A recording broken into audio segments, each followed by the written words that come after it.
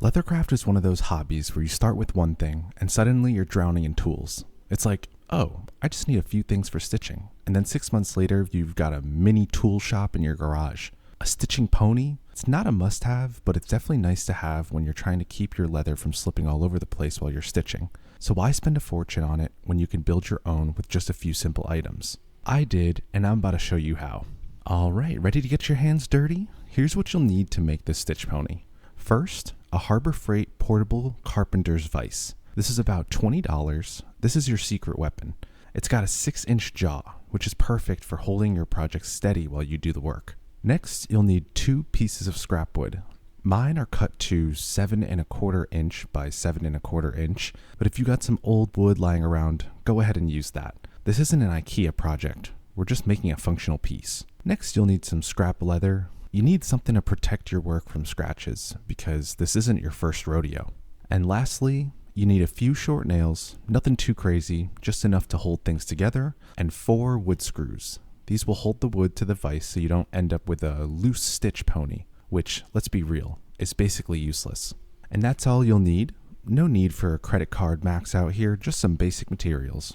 Okay, and time to put this thing together. So first, you want to mount the vise to your workbench. If your workspace looks anything like mine, you'll first need to clear out half of it. Once that's done, clamp the vise down and you're set. Next, you want to go ahead and nail the scrap leather to the top of the wood pieces. This part's easy, but it'll make a huge difference. The leather helps grip your project without scuffing it up. Just make sure the nails are deep enough so they don't show through the leather later. Or if you're like me, glue a strip of the leather over the nails because why not?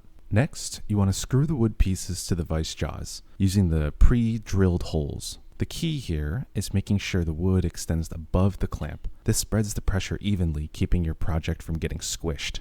And this is 100% optional, but it's also a helpful thing that I figured out is to add a small towel between the jaws for extra padding. This just helps give everything that little bit more stability and comfort, like a tiny pillow for your leather. And boom, that's it. A stitch pony that'll actually work and won't cost you a fortune. Now, I want to discuss a couple of things to know about this setup so that you can keep it in mind. First is the size limitations. So this works great for small to medium projects, wallets, keychains, belts, and the like. If you want to stitch something bigger, you can swap the wood for larger pieces. I haven't done it yet, but honestly, it should work. Next is clamp stability. The vise clamp isn't super strong, so you might want to screw it directly into your work surface or add a scrap wood piece underneath and tighten it with the needle nose pliers. It's not pretty, but it works. And there you have it. A fully functional stitching pony for under $25. It's simple, cheap, and it gets the job done. If this video helped you out, hit that like button. It really helps me out. Drop a comment below if you've made your own or if you caved and bought the expensive one.